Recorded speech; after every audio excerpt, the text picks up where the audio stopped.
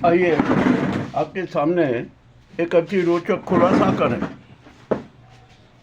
उत्तम स्वामी अपने प्रकरण को दबाने के लिए अनेक प्रकार के शातिर नाटक कर रहे हैं।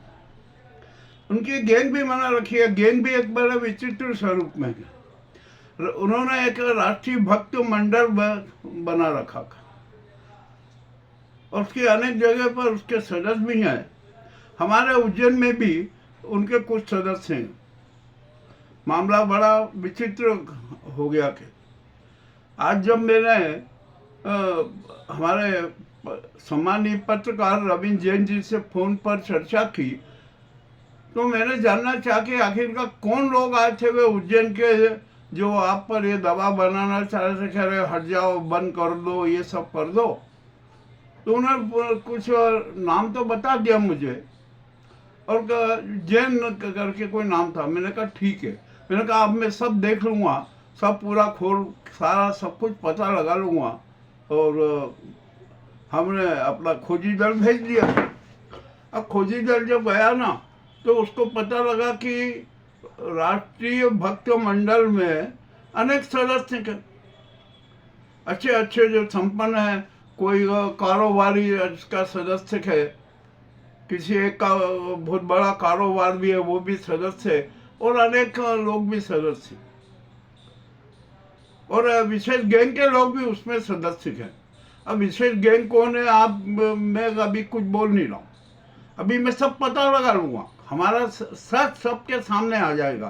तो जो वो मिस्टर जैन गए, जो रविंद्र जैन के घर तक पर गए, उनके साथ होंगे कि 2-3 और साथी भी होंगे, निश्चित ही होंगे। मामला बड़ा विचित्र हो गया। अब जब वो गए तो उन्होंने रविंद्र जैन जी को बोला कि आप ये उत्तम स्वामी के मामले में जो ये प्रसारित कर रहे हैं, समाचार कर रहे हैं, ये बंद कर दीजिए, हट जाइए आप ये कुछ भी ऐसा नहीं है। जो हमारे दबंग पत्रकार रविंद्र जैन जी ने तो स्पष्ट कह दिया कि नहीं, मैं सत्य और न्याय के लिए लड़ूंगा, और जो सारी बातें आई है ना उससे मैं पीछे नहीं हटूंगा। मुझे सच सब कुछ पता है, मेरे पास में और भी रहस्य है, वो भी मैं उजागर करूंगा। मामला बड़ा विचित्र हो गया। तो रविंद्र जैन जी को प्रभावित करने के लिए गुंडा गैंग भी तैयार हुई।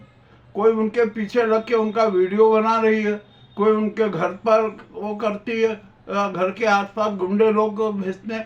मामला बड़ा विचित्र हो गया। और एक जो वीडियो भी बना है ना, वो वीडियो भी प्रसारित हो गया। अब ठीक है, रविंद्र जैन तो कोई दबने वाले तो है नहीं। उन्होंने भी डीजीपी को स्पष्ट कह दिया कि इस प्रकार की यहाँ पर हीन हरकतें चल रही है, आप फुटेज चेक करवाइए कि कौन लोग हैं, कौन लोग मेरा पीछा करते हैं।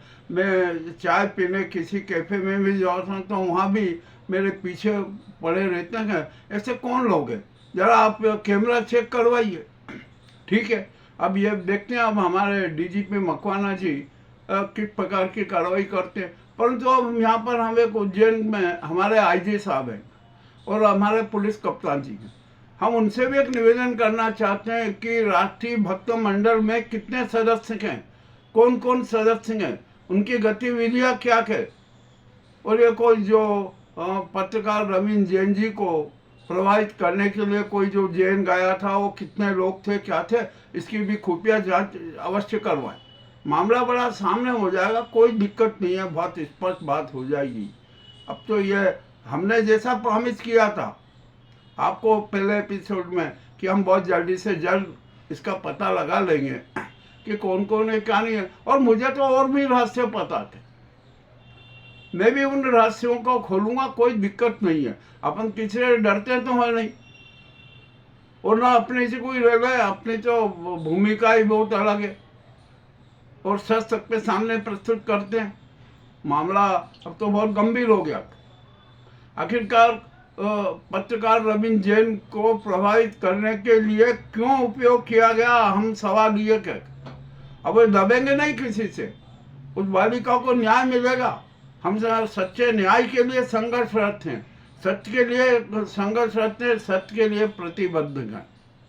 हमें हमारे फ्री प्रेस के जो चीफ हैं निरुक्त भार्गव जी का उनका भी बहुत बहुत आभार व्यक्त करता हूँ कि उन्होंने जब मेरा जो पूर्व का एपिसोड देखा और रविंद्र जैन जी को भेज भी दिया, मेरी रविंद्र जैन जी से बातचीत हो गई, सत्य सच सबके सामने आ गया, मेरे सामने भी आ गया। हमने इन्वेस्टिगेशन खोज भी शुरू कर दी है और अब बड़ी गहनता से पड़ताल कर रहे हैं कि जो राष्ट्रीय भक्त मंडल के कितने सदस्य हैं, उनके क्या क्या कारनामे हैं, वो किस प्रकार के व्यवसाय करते हैं, कौन कौन क्या क्या करता है, इसकी भी जानकारी हमें बहुत जल्द लग जाएगी। बहुत आसान काम है, कोई बड़ा काम नहीं है।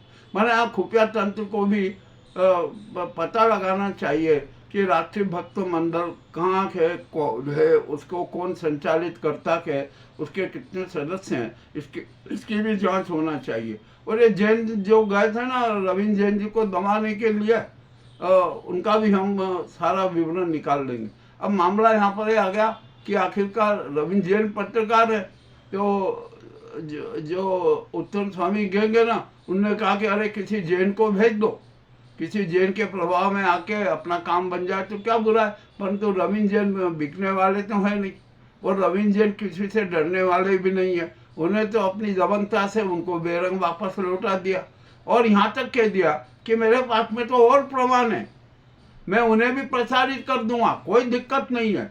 हम ऐसे दबंग पत्रकार, बलशाली पत्रकार और सामाजिक न्याय और के प्रति प्रतिबद्ध भाई रविंद्र जैन जी का हार्दिक हार्दिक स्वागत करते हैं।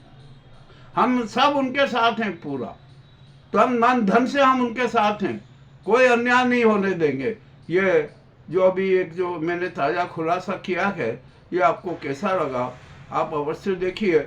मैंने भाई निरुक्त भार्गव जी को भी कहा था कि मैंने अपना एक जो खोजी हमारी टीम है उसको भेज दिया है, और जो रहस्य सामने आ रहे हैं ना, हम उसको भी तुरंत प्रसारित कर देंगे, और उसी वायदे के हिसाब से हमने प्रसारित कर दिया। हम अब पुलिस प्रशासन को भी विशेष सूचना देंगे कि कौन कौन लोग क्या है क्या नहीं है, और उस गैंग का पर किसका अधिकार है, कौन राष्ट्रीय भक्त मंडल को संचालित करता है, किस ढंग से करता है, इसका भी हम राज खोल देंगे।